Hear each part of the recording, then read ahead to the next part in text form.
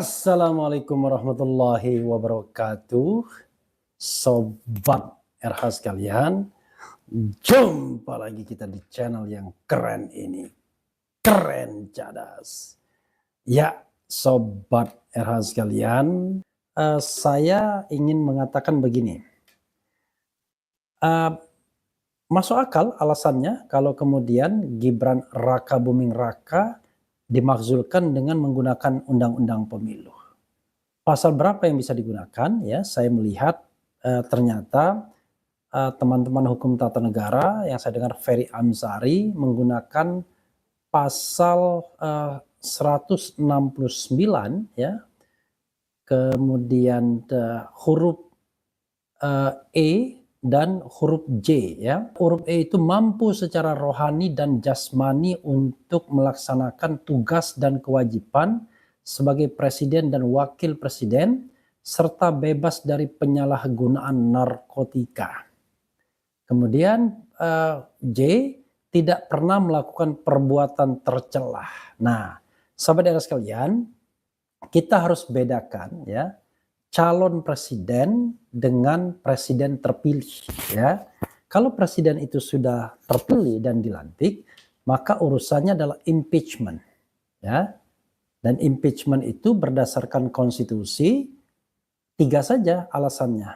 1, warga negara Indonesia syaratnya dan tidak pernah menjadi warga negara lain karena kehendaknya sendiri. Kemudian mampu secara jasmani dan rohani ya sebagai presiden dan wakil presiden. Kemudian yang ketiga adalah terkait dengan tidak pernah mengkhianati negara. Nah, itu persyaratan sobat era sekalian untuk menjadi presiden dan wakil presiden. Dan kalau sudah dilantik maka urusannya adalah urusan persyaratan konstitusional. Tapi sebelum dilantik maka persyaratan yang harus dipenuhi adalah persyaratan yang tercantum di dalam Undang-Undang Pemilu, Undang-Undang Nomor 7 2017, terutama pasal 169. Nah, pasal 169 huruf E itu mengatakan soal mampu secara jasmani dan rohani sebagaimana disinggung di dalam konstitusi, tetapi ada juga klausul yang mengatakan syarat lainnya adalah bebas dari penyalahgunaan narkotika. Lalu huruf J ya sobat era sekalian menyatakan bahwa presiden tidak atau wakil presiden tidak melakukan perbuatan tercelah. Ya, bahasanya tidak pernah melakukan perbuatan tercela. And then the question is ya, apakah Gibran Raka Buming Raka melakukan perbuatan tercelah? Apakah Gibran Raka Buming Raka masih mampu secara rohani? Apakah Gibran Raka Buming Raka tidak pernah melakukan penyalahgunaan narkotika sebagaimana bebas dari penyalahgunaan narkotika sebagaimana diatur di dalam Undang-Undang Nomor 7 2017 pasal 169. Yang dimaksud dengan tidak pernah melakukan perbuatan tercela adalah tidak pernah melakukan perbuatan yang bertentangan dengan norma agama, norma susila, dan norma adat seperti judi, mabuk, pecandu narkotika, dan zina. Jadi saudara sekalian, pasal ini tidak limitatif ya. Nah saudara sekalian, kemudian kita mengajukan pertanyaan ya. Apakah Gibran Raka Buming pernah terlibat dalam penyalahgunaan narkotika atau tidak? Ada beberapa orang yang kemudian mencurigai, melihat dari matanya dan lain sebagainya ya. Ada yang mencurigai itu, karena itu perlu dilakukan tes kembali. Ada yang kemudian menginginkan pemeriksaan kejiwaannya karena berpikir bahwa dia ada masalah rohani, kemampuan rohani. Dan kemudian yang paling penting adalah soal fufufafa yang jelas-jelas melakukan perbuatan tercelah. Pastilah itu bertentangan dengan norma agama, norma adat, dan norma susila. Artinya perbuatan yang dilakukan akun fufufafa itu pasti bertentangan dengan pasal 169J Undang-Undang Pemilu, Undang-Undang Nomor 7 tahun 2017. Saya bicara teorinya sobat era sekalian, tidak bicara apakah bisa dilaksanakan atau tidak.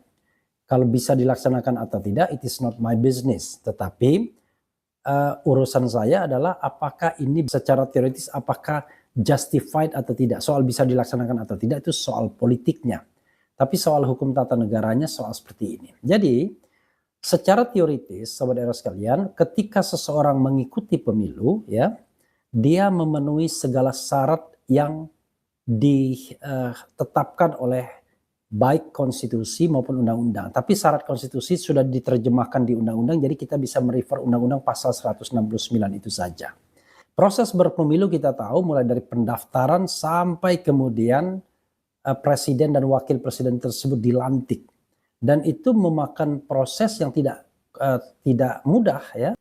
Jadi saudara sekalian, dengan pasal melakukan perbuatan tercela ini, maka sesungguhnya Gibran Raka Buming Raka tidak lagi memenuhi syarat sebagaimana disyaratkan Undang-Undang Pemilu pasal 169 terutama huruf J. Sehingga cukup alasan dia untuk tidak dilantik.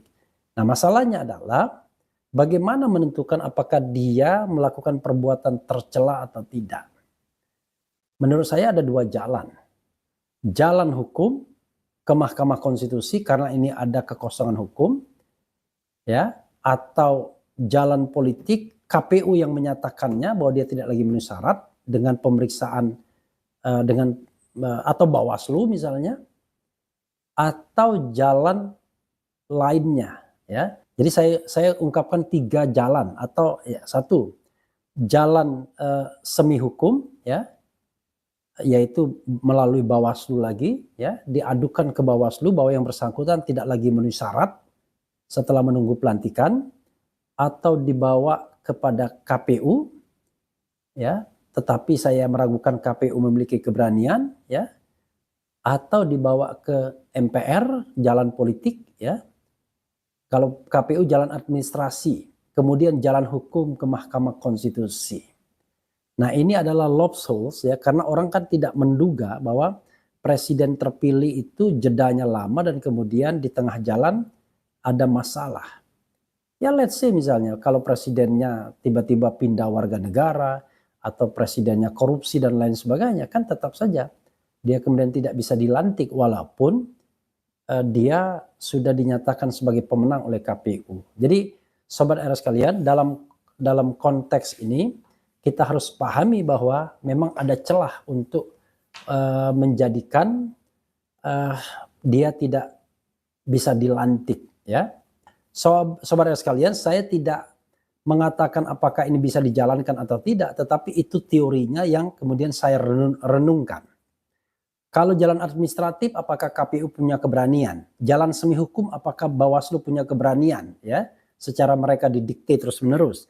Jalan politik oleh MPR barangkali ada bisa dilakukan, atau jalan hukum oleh Mahkamah Konstitusi juga bisa dilakukan. Jadi dua jalan ini lebih punya probabilitas ya, punya posibilitas dibandingkan jalan administratif KPU dan jalan semi hukum Bawaslu.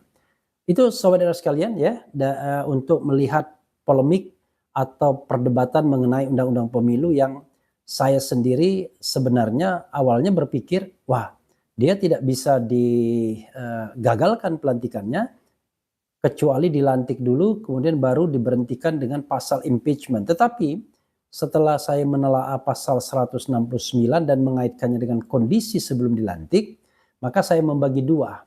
Presiden bisa digagalkan pelantikannya atau wakil presiden kalau dia tidak lagi memenuhi syarat sebelum dilantik, dan bisa di-impeach kalau dia tidak memenuhi syarat setelah dilantik. Nah, kalau setelah dilantik itu syaratnya ya tentu syarat konstitusional saja. Tapi syarat konstitusional itu jangan lupa terdiri dari 3 kelompok dan itu berat. Satu, melakukan pelanggaran hukum berat ya seperti suap, korupsi, pengkhianatan negara dan tindak pidana berat lainnya. Kedua, melakukan perbuatan tercela, dan ketiga, tidak lagi memenuhi syarat sebagai presiden atau wakil presiden. Dan syarat untuk menjadi wakil presiden, syarat yang terkait dengan warga negara, tidak pernah menjadi warga negara lain karena kehendaknya sendiri, mampu secara jasmani dan rohani, dan kemudian untuk menjadi presiden dan wakil presiden, dan kemudian tidak pernah mengkhianati negara. Dan sobat era sekalian, untuk kasus Gibran ini kita belum masuk proses impeachment karena belum dilantik, tapi bisa masuk proses sebelum dia dilantik yang dimana pasal 169 mengatakan harus memenuhi syarat-syarat yang terkandung di dalam pasal tersebut, ya, mulai dari syarat huruf A sampai huruf T. Dan yang kita tunjuk adalah persyaratan huruf E dan terutama huruf J. Begitu sobat era sekalian. Itu saja. Wassalamualaikum warahmatullahi wabarakatuh. Keren cadas.